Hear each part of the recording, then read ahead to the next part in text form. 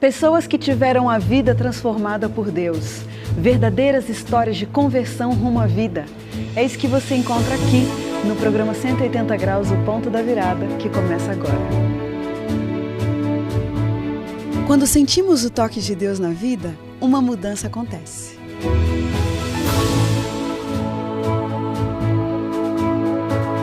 Surge à nossa frente possibilidades de felicidade plena.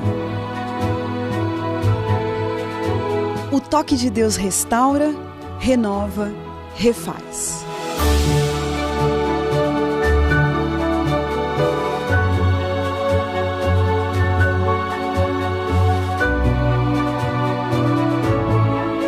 Hoje conheceremos uma pessoa que experimentou essa graça maravilhosa. Ela vai nos contar sobre essa mudança de 180 graus que lhe trouxe paz.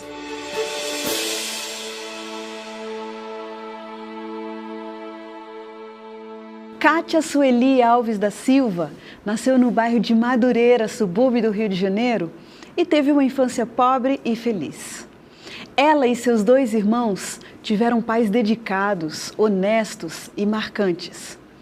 Depois de entregar-se de corpo e alma ao espiritismo e de viver as ilusões, os sonhos e o deslumbre do carnaval carioca, ela descobriu que só Jesus preenche o vazio interior.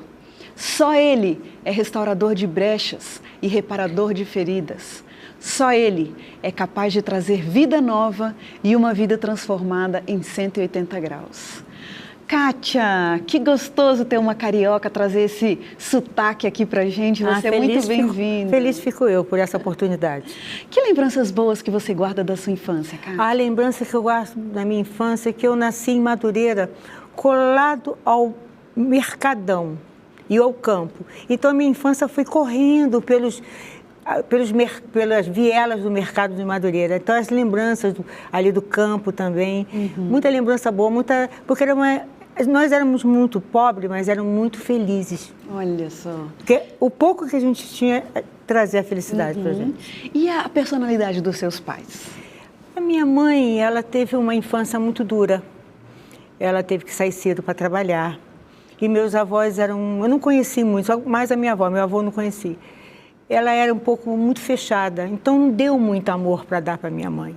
Deu a necessidade, a honestidade, mas amor muito para minha mãe não deu.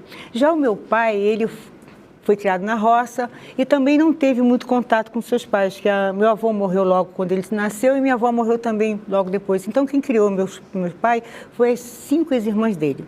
Então, meu pai foi cercado de muito amor, muito paparico.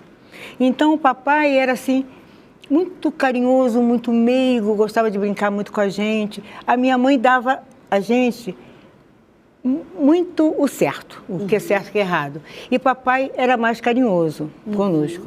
E como que foi que aconteceu a sua inserção no mundo do samba? Ao mundo do samba, ela veio vir porque meu pai era contador. E eu trabalhava com meu pai. E meu pai tinha clientes em Vila Isabel.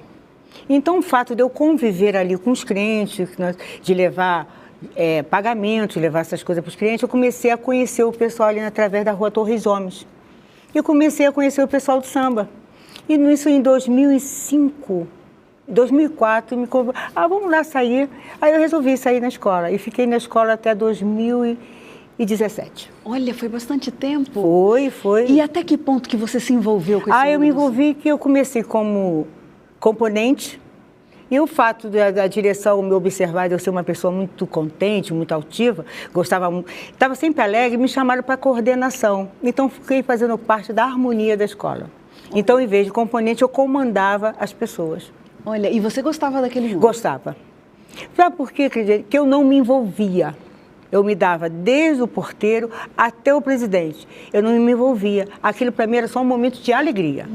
Eu não queria saber o que estava atrás, o que proporcionava o carnaval. Eu gostava de quando eu entrava naquela festa, naquele cenário, era um cenário mágico. Na verdade, é um deslumbre, porque passaram para 180 países naquele momento. Então, você se sente como fosse a protagonista daquele espetáculo. Então, era bom entrar ali. Eu não vou dizer que não era ruim. O que envolvia atrás, eu não participava. Eu gostava até do carnaval. Com relação, assim, à parte espiritual, que bases religiosas que você teve? Como assim? Dos seus pais, você ia Nenhuma. Não. Até a família do meu pai tinha até pessoas espíritas.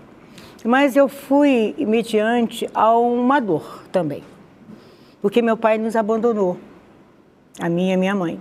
Então, depois de a gente ter uma estabilidade de vida, a gente começou a ter dificuldades.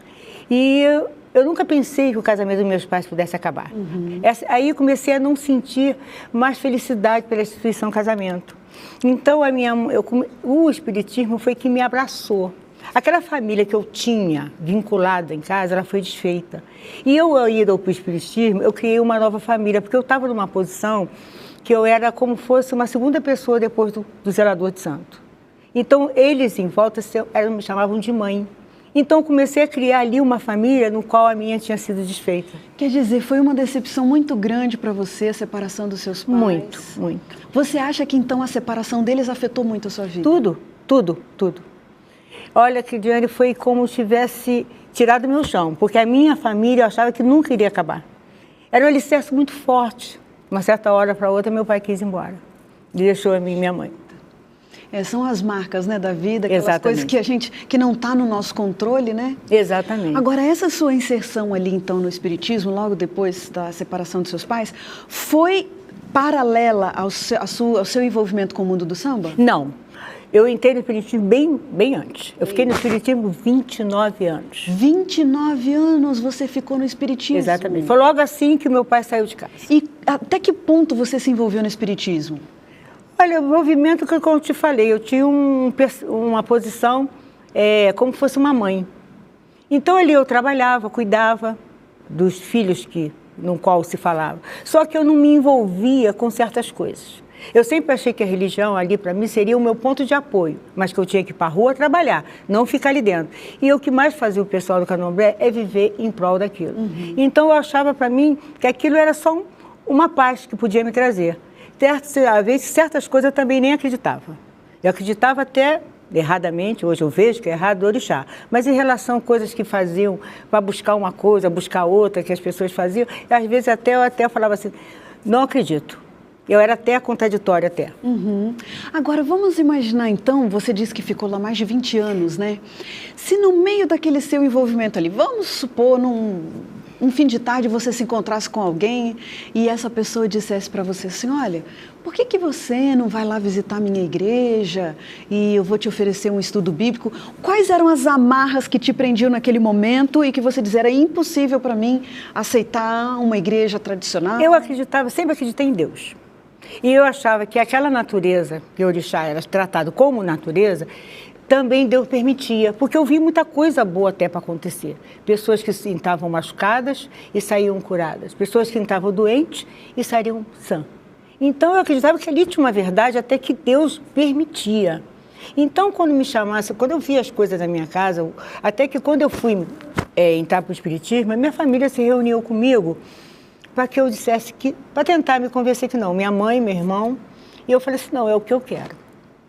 Então não era contra, mas também não mudava a minha visão do Candomblé. Só saí do Candomblé por uma visão, porque eu descobri que o zelador usava drogas. Olha só. Aí para mim é que o mundo acabou.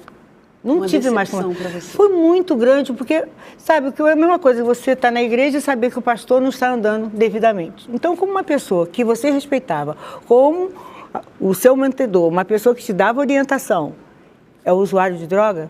Não. Isso a minha mãe e meus pais me ensinaram que era errado. Então, eu fiquei muito decepcionada, porque eu estava convivendo naquele lugar e sabendo que eu poderia correr risco, porque entrava drogas ali dentro. Olha só. E eu não conseguia ver. As pessoas falavam, mas eu não dava muito ênfase.